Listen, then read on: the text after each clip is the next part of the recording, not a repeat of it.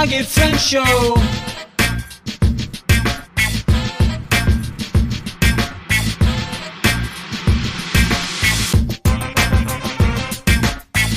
What's up, my bloggy friends? Famous Ashley Grant here, and today I am bringing you an interview with Maria of Ingenious Travel. We are jamming on why your business needs a blog. There's a lot of good truth bombs in this one, and you're going to want to take some notes, so let's dive in. Tell me a little bit about who you are and what you do, and also state your name. Who are you? Maria Stefanopoulos with Ingenious Travel. I run a full-service travel agency where we help you experience the world in a way no textbook, smartphone, or tablet can, so that you are fully immersed in the food, magic, and culture of the destination you are visiting. We focus on a lot of culinary and culture because, well, I'm Greek and I grew up that way. Food's always been a part of the culture. And I'm also a diehard sports fan. So my number one sport's hockey, but I'll watch pretty much any sport. That's fantastic. So basically, the reason that I wanted to bring you on is you have not just a travel business, but you actually have a travel blog. So tell me a little bit about when you started blogging for your business and why you started blogging for your business. Wow. So I've had my business since 2008, and I've been blogging almost as long as I've had my business. The reason for it is when I started my business, blog was all the rage. I mean, there was social media, but it's nowhere near the extent of what it is now. And one of the only ways to show credibility was that you were talking about what you did. And that for me was through blogging. And, people would comment on a blog. I don't get that quite as much anymore because of social media, but that's how I would find out that people were reading the blog and that I was resonating with my audience based on what it was that we were putting out. And I think it really made a difference, especially at the beginning, and it still does actually today. Okay. And before we actually started recording this, you had told me something about one of the blog posts that was on your blog actually led to you getting a client. Can you talk a little bit about that? So it was a blog post that was written over a year ago, and it was about the difference between escorted, hosted, and independent tours. And I live in the Tampa area, and I got a call from a lady in Albuquerque, New Mexico, wanting to put together a 40-plus person trip over Christmas for this year. And, with her being in Albuquerque, my first question to her was, how'd you find me? And she's like, well, we were looking to do a group trip, and I found your article on the different kind of tours and thought you would be a good fit for us. So that is currently in the works. That's fantastic. So she just found you because of something that you had on your blog. Yes. I love that. I love that. And like I said, it was over a year ago, and it's an article that, you put out so many blogs, you don't think about all the blogs you have out there. And so when somebody references that they found you because of something that you put out for the public, it's refreshing to know, number one, that your information is being seen. And then that the fact that it is turning into, there's a conversion from it where now we're working together on putting that trip together. That's like, okay, I was doing something right. I'm going to keep doing it, because I don't know what other business I'm going to get from these articles moving forward. I love that. So now, how often do you post onto your blog? Bi-weekly. Bi-weekly? Yes. Oh, that's fantastic. Okay. I keep being told that I should be doing it weekly. My readers get enough information. They don't want it weekly. It was one of the things I did check with them on. Could I do it within the last year? Absolutely, because there was a lot more time on our hands because people weren't traveling. I mean, don't get me wrong, like a lot of other travel agents or advisors spend a lot of time on the phone canceling trips and trying to rebook our clients. But at the same time, I could have moved it to a weekly blog, but it would not have been sustainable now that travel was opening back up again. Okay. Now, you said you actually checked in with your readers to see if they wanted it to be weekly. Can you talk a little bit about that? So basically, I just asked in one of my newsletters, because I use my newsletter or my blog in my newsletter as my featured article, and it links back to my website. In the introduction area, I talk a little bit about myself and stuff that's going on in the news, what I've been doing that's travel based. And I just, you guys have been with me for quite a while now, and I have a little survey. I just kind of doing a temperature check of where they're standing on everything, and with it were the types of destinations and the different content they were looking for. And when I asked how often, by and large, the biweekly radio dial was checked the most. I love that you were saying that you use your blog in your newsletter, because I'm a huge fan of repurposing content. I'm like addicted to it. I talk about it all the time. So now, do you use your blog to repurpose into anything else? Not like I should. Okay. Okay. I'm actually in the process of redoing my website. And so I will be doing a little bit more of that with the new website, because with definitely linking it to other posts that were written about particular destinations or whatever the topic is in particular, along with for itinerary use, and then be using those to break them down a little bit more to use for social media snippets. Okay. I love that. I've been seeing a lot of people that like, what was his name? I can't remember his name, but there's a gentleman that has been doing a lot of videos about how to take a single blog post and turn it into 7 pieces of content. And then there are other marketers that talk about the same thing.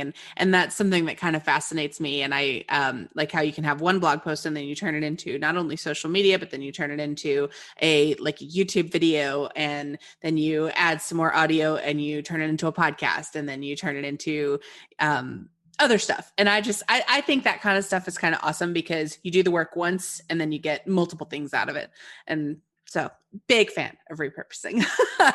Yeah, I actually need to get a little bit more creative with what I do.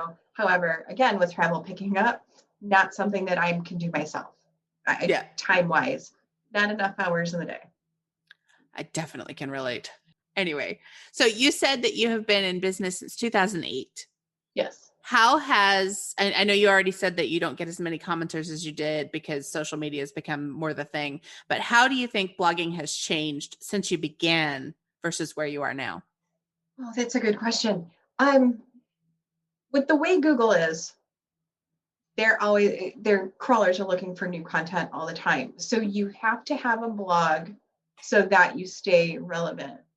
And I know for me, a challenge has been making sure that I'm coming up with keywords that are being searched for, which that was important before, but it is more so now because there are more blogs out there. There's more competition in that respect. And if you don't use the right keywords, you're not found.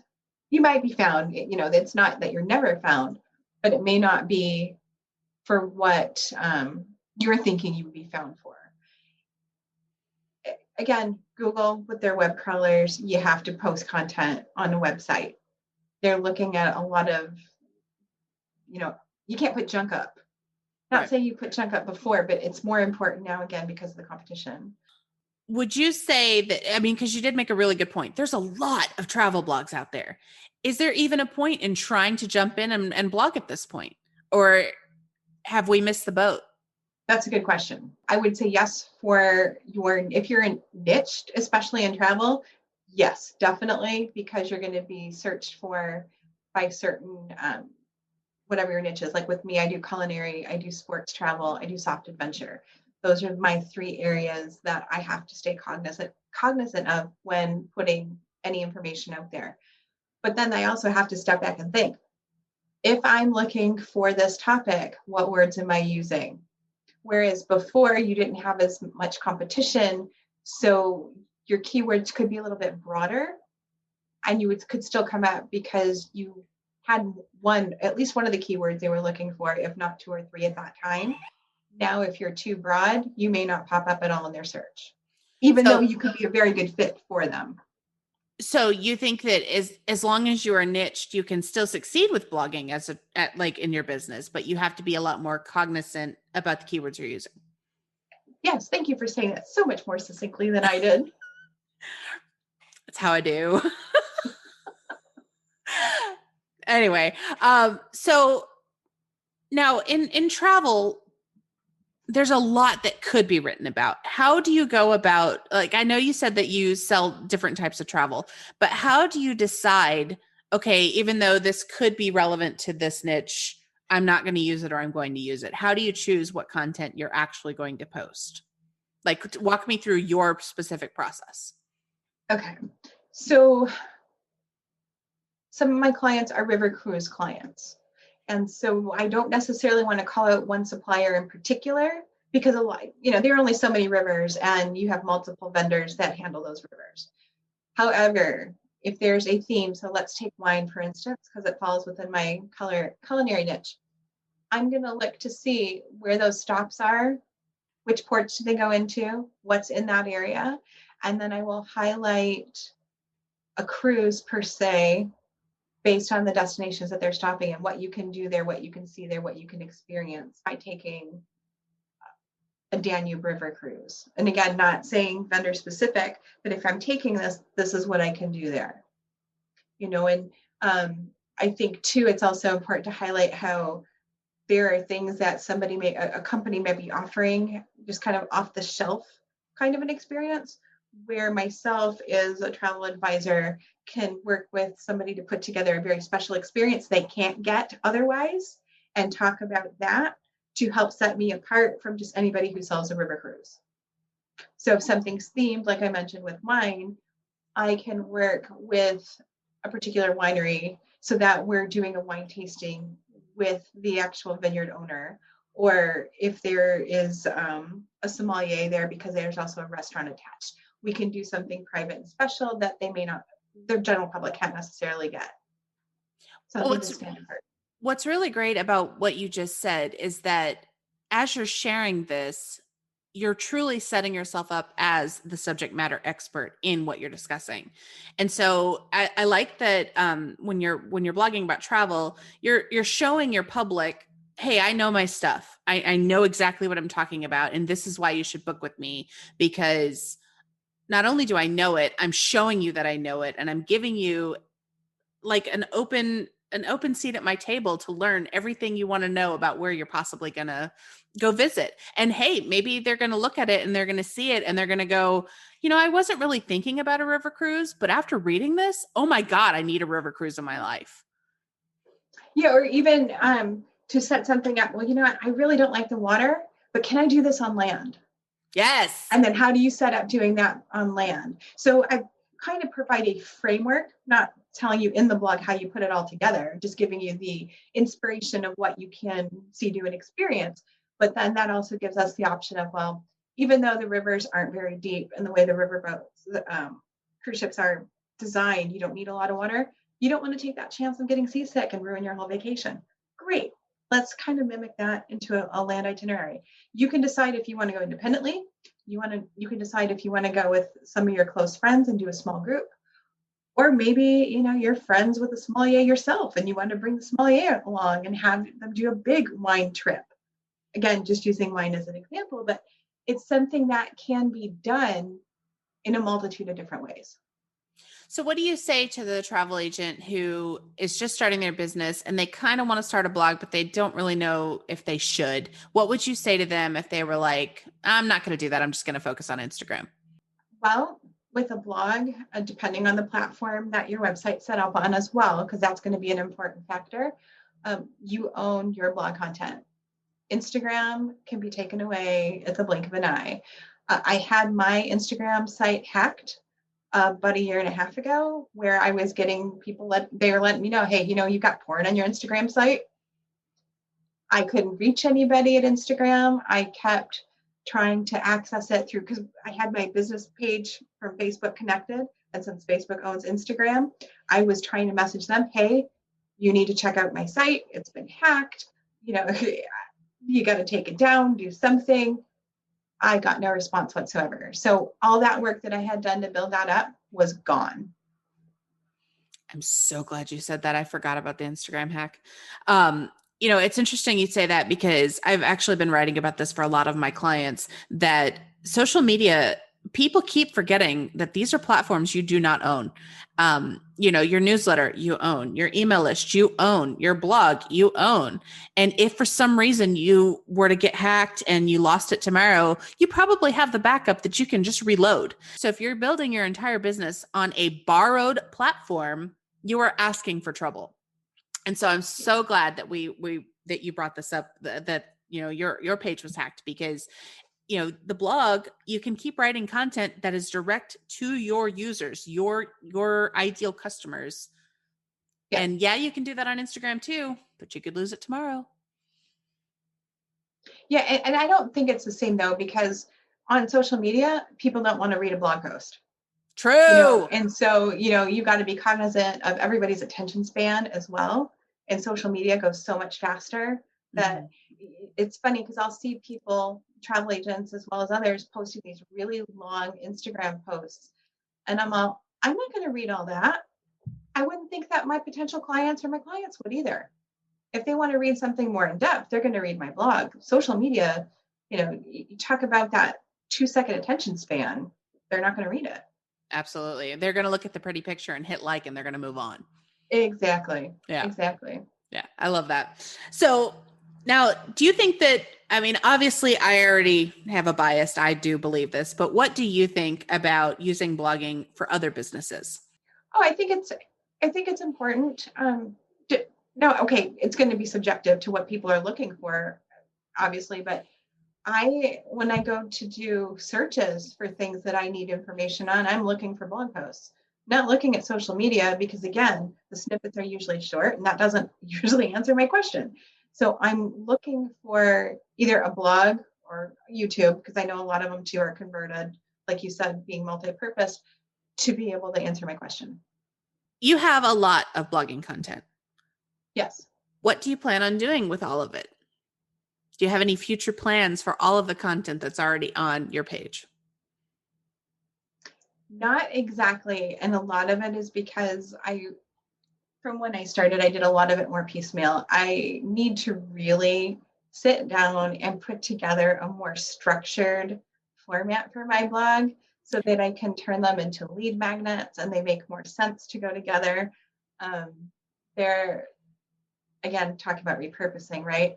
So I need stuff too that I can just easily update, especially now after how the world had shut down because of COVID, and we're opening back up. And unfortunately, not all the restaurants I've talked about in the past are still there. Some of the tour operators and excursions that we were able to do no longer exist. And, so to be able to have something like that that's fluid, I really need to do.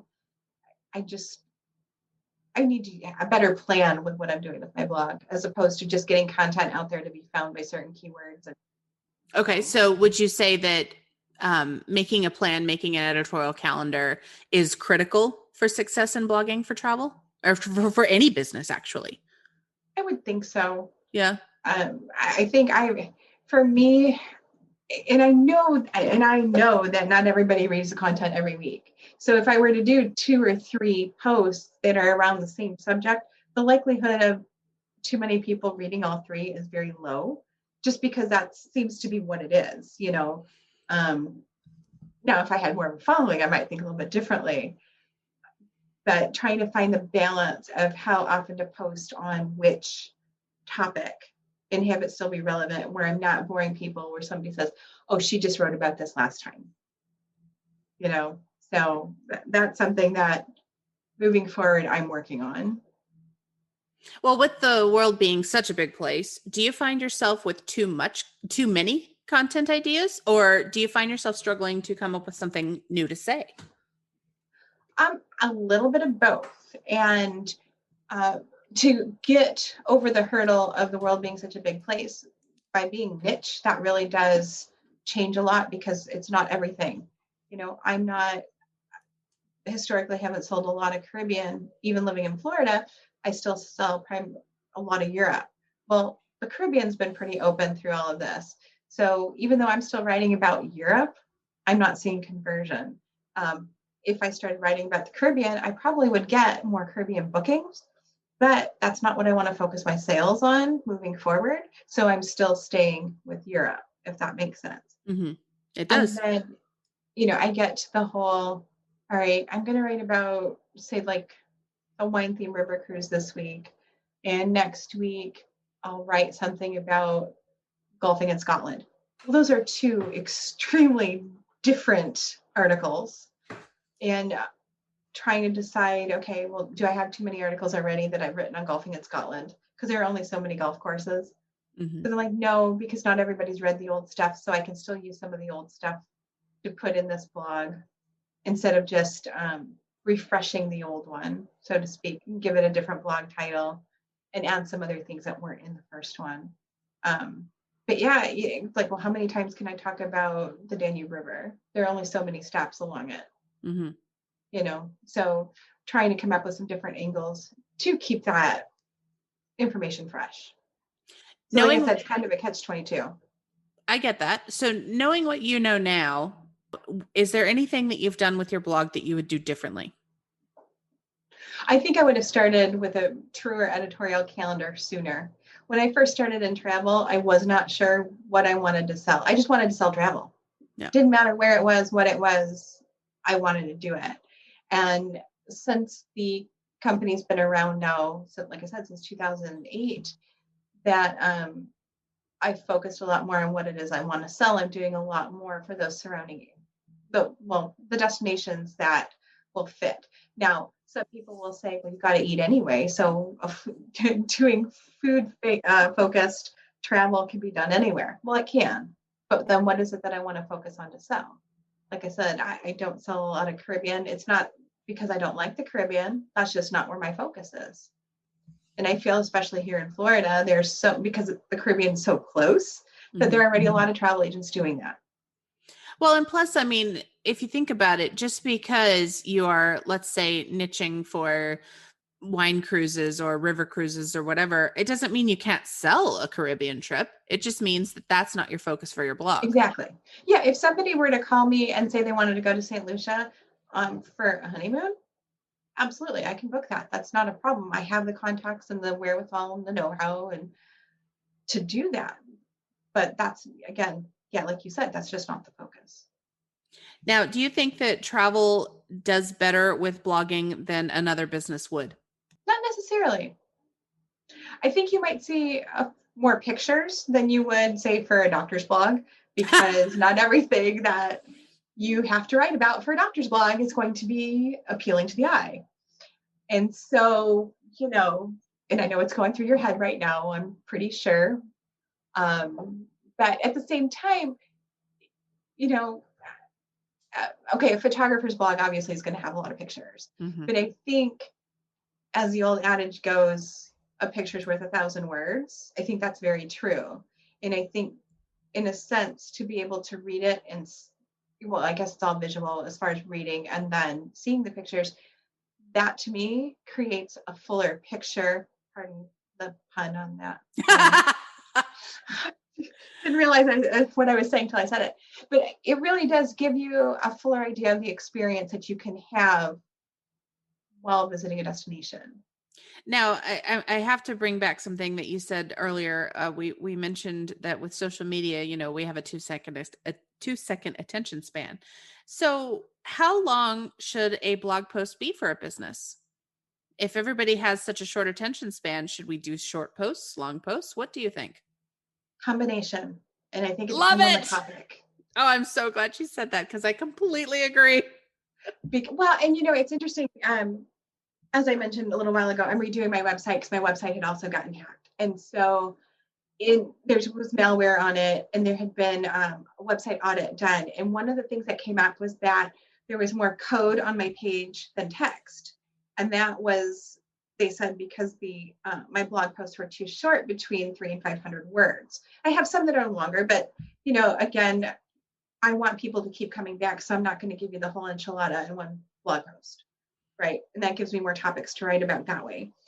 So, I asked a friend of mine who designs websites about that. And I'm all, so they're saying that I've got this error here, that there's too much code. And I showed him the blog post in question. And he's like, yeah, no. He goes, I don't know where they're getting that metric from. He said, your blog posts don't need to be more than 250 words if you don't want them to be. But again, depending on what I'm talking about, some things can be that short.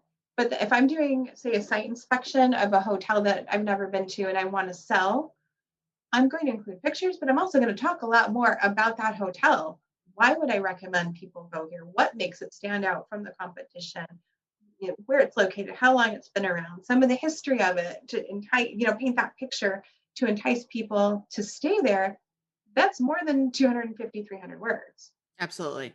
And So I it's think really about the purpose, the purpose of yes, what you're trying to do with that specific post that determines yes. the length. And I think where I do think travel has an advantage is by using images, it helps to break up the content so you're not just reading one full page. Well, and after all, they do say a picture's worth 1,000 words. Exactly. So if you want a 250 word blog post, just add a picture. I don't think it works quite like that, but close. Yeah, I mean, if you're going to show off the different room categories, yeah, you could put in a slide option in your blog post that or a carousel where you can see the multiple pictures, but that's not going to be the whole thing. You're going to explain what might make them different, what each room type is, and where it's located in the hotel. And you may not want this kind of room type because this is where it's going to be, and it's too close to the elevator, and you're not going to get any sleep at night if you're in New Orleans near Bourbon Street, because you're going to hear it, not just the noise outside, but the elevator going up and down at all hours of the night. So, I mean, that's an extreme, but to be able to explain that, okay, maybe I'm a little wordy, but I think you understand what I'm getting at as far as the purpose of it, again, like you said, is going to make the difference. Yes. And speaking of, if you're going to have the cheaper room that's near the hotel's elevator, invest in a really good set of earplugs. I learned that in Thailand. I really wished I had earplugs. Let's kind of go out of the travel niche for just a second. Let's talk about other businesses, in your opinion. In doing all this blogging for your own business, do you think that there are any businesses that aren't blogging that really should be? Everything that I've been looking at has had a blog of some sort. So I really don't know of any that don't. I mean, like restaurants don't, because their purpose is different. People are there to see what their hours are, what their menu is, if they're having any kind of entertainment, that kind of stuff, as opposed to. I partially agree with you, but I partially disagree with you. There's actually one particular restaurant that I actually want to go to more because of their blog, because they're giving away the recipes to the very things that they're serving. And that's Bahama Breeze in Tampa. I started going there more because I would look at their recipes and go, damn, this is going to take way too long to make. This is going to be way too many ingredients. And so now that I see what it is that they do, I'm like, okay, I'm more comfortable now going to happy hour and ordering, that mango salsa that is going to take 17,000 ingredients that I don't want to keep. Okay. Well, and that makes sense. That really does make sense. Yeah.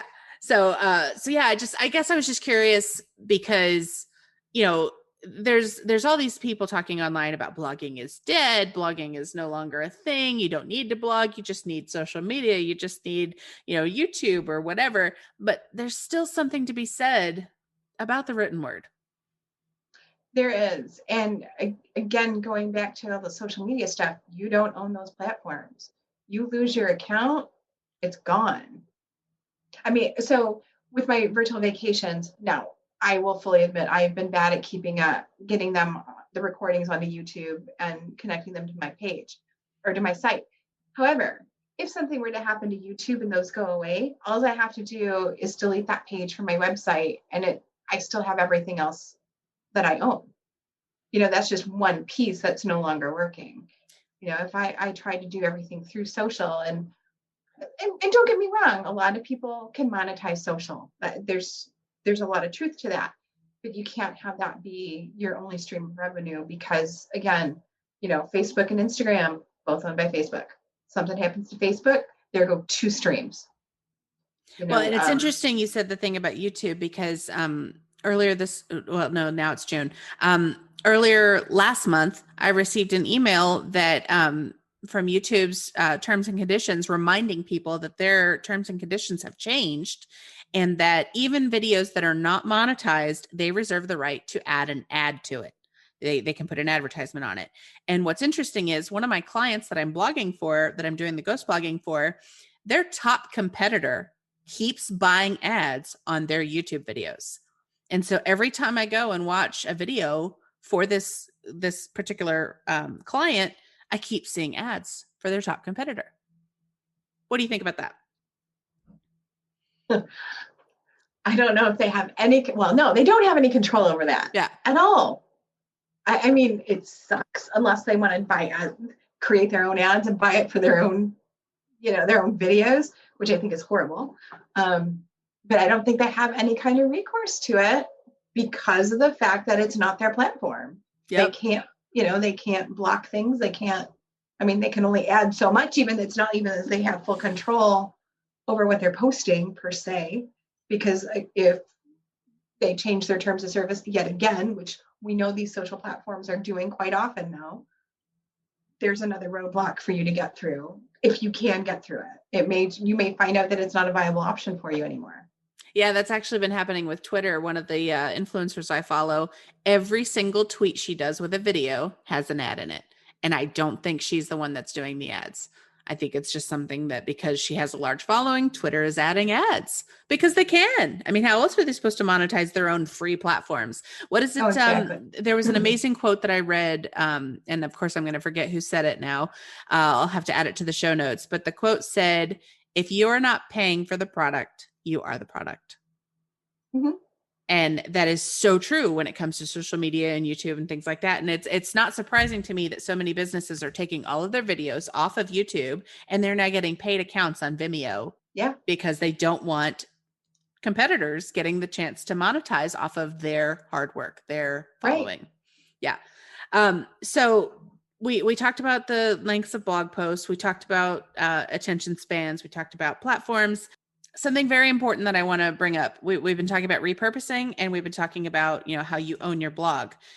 You're selling travel on your website, but in your opinion, is there any benefit to taking your blog and using it to monetize in other ways to add an extra revenue stream to your business?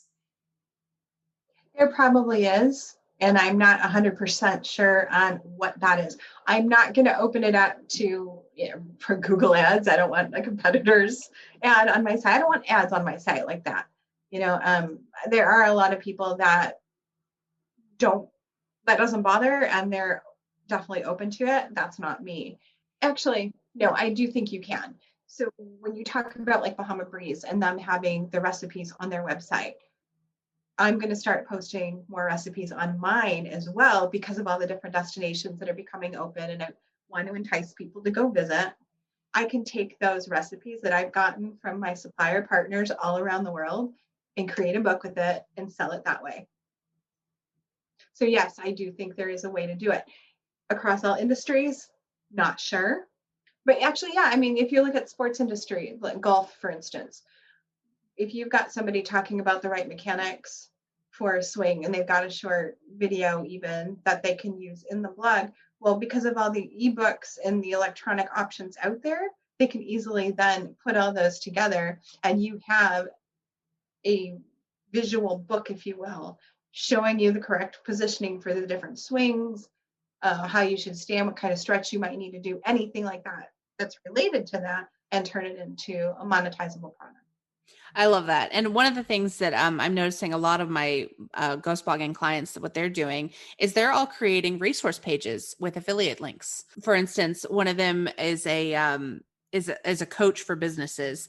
And so what she has done is she created a resource page for all the different email services that you can have, all the different web hosting providers, all the different things that a business person would need, like your Kajabi and your courses, your Thinkific and all that stuff. And every single one of those links in her resource page is an affiliate link.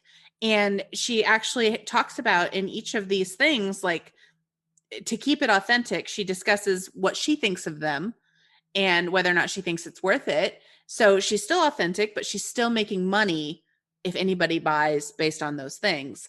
And I think you and I have actually talked about this in the past about doing affiliate links for travel.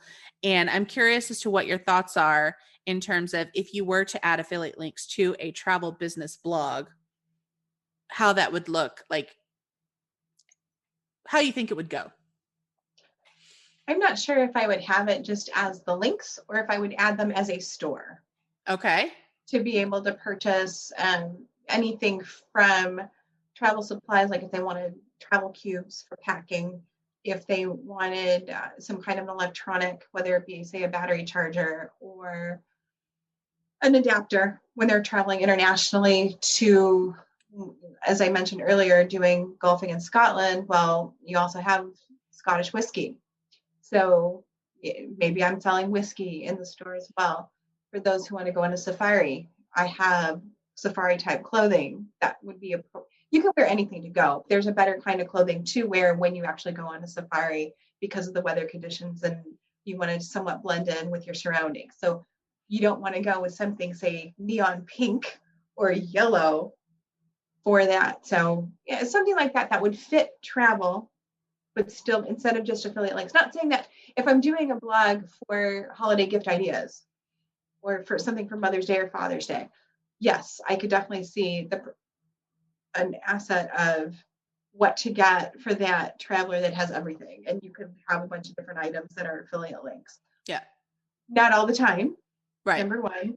And then as a store, I think it sets it apart. But yeah, some of that stuff can be pulled in to some of your blog posts. Yeah. And I think a very it's long-winded answer to that question. no, I love it. I love it because it definitely like shows, or not shows, but speaks to the fact that a blog can be more than just words. It can be a gateway to not only more monetization opportunities, but also to more giving your audience the knowledge that they're looking for.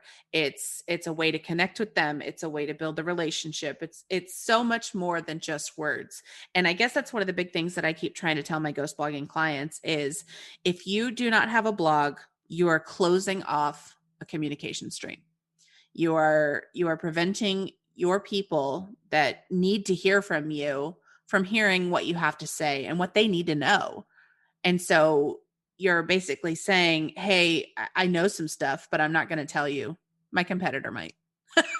No, it definitely speaks to your credibility. Yes. Yeah, so if using travel again, if I've got a small business owner, because I work with small businesses as well to create group trips to help strengthen that relationship with their clients, but we just do it through travel. So if they want to see whether or not I really know what I'm talking about, by them going to my website and seeing my blog and the kind of content I put out there, that reinforces whatever conversation we may have already had or we're about to have because they were able to, that's my online brochure. And it's more than just a few pages. They're seeing that because I posted often and the different destinations that I've covered, that she knows what she's doing.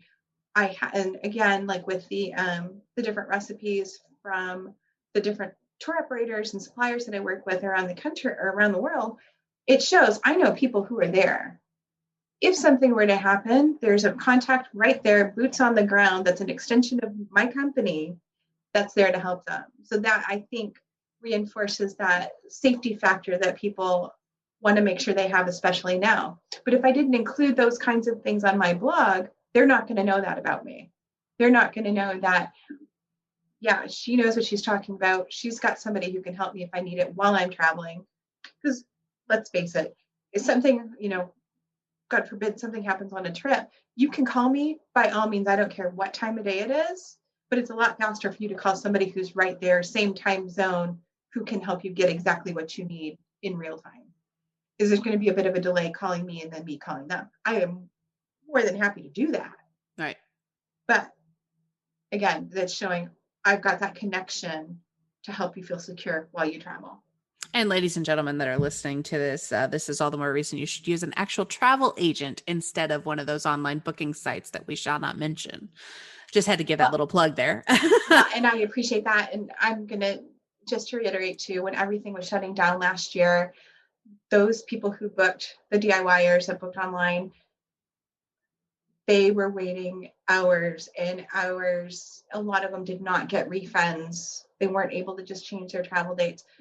We help with all that. So it just and some people are still not getting refunds from all that stuff when the pandemic hit. And right. You see all the horror stories. Like there are Reddit threads like all about, oh, we have no recourse. They basically told me tough luck, and there's nothing you can Yeah. do about it. And so that's why it's so important to, I know we're basically now turning this into an ad for why you should have a travel agent, but it's basically, it kind of goes back to the blogging as well, in the sense that, showing off your expertise shows your ideal customer, I know what I'm doing and I can help you. Right. Right. So, Maria, I have to ask you a very important question, and I've only recently started asking this, but I have to ask you, will you be my bloggy friend? Of course I will. Oh, thank you so much. I appreciate that. Now, where can people find you on the interwebs? Oh, so ingeniostravel.com is my website. And I am also on social media because we have to be. Facebook.com/ingeniostravel. I also have 2 Facebook groups. Eat, Drink, and Travel is one of them. Take a Virtual Vacation is another. My YouTube channel is up and coming, and I am on Instagram as well. As in Ingenious Travel as well. Yes. Yeah. Okay. And we will leave all those sexy links in the show notes. Now, is there anything else that you wanted to add? Well, because we did that shameless plug for using a travel advisor, if you don't use me, that's fine. I am not for everybody, but use one because travel is an ever-changing landscape with everything that's going on. And I would hate to see you spend a lot of money on a trip that's a bucket list trip, especially, and you get to the gate and find out either you didn't have the right test or you didn't have the right paperwork and they don't let you board. Because there's nothing around that. That gate agent at the airport has the authority to turn you away. Ooh, that's good stuff. I mean, I think we've had a lot of really good truth bombs. But thank you for doing this with me. I really appreciate you. Seriously, let's do this again soon. Hi again, my bloggy friends. Thank you so much for listening to this episode with Maria of Ingenious Travel. All of the links will be in the show notes on bloggyfriends.com. And until next time, may your page views be high and your bounce rate be low.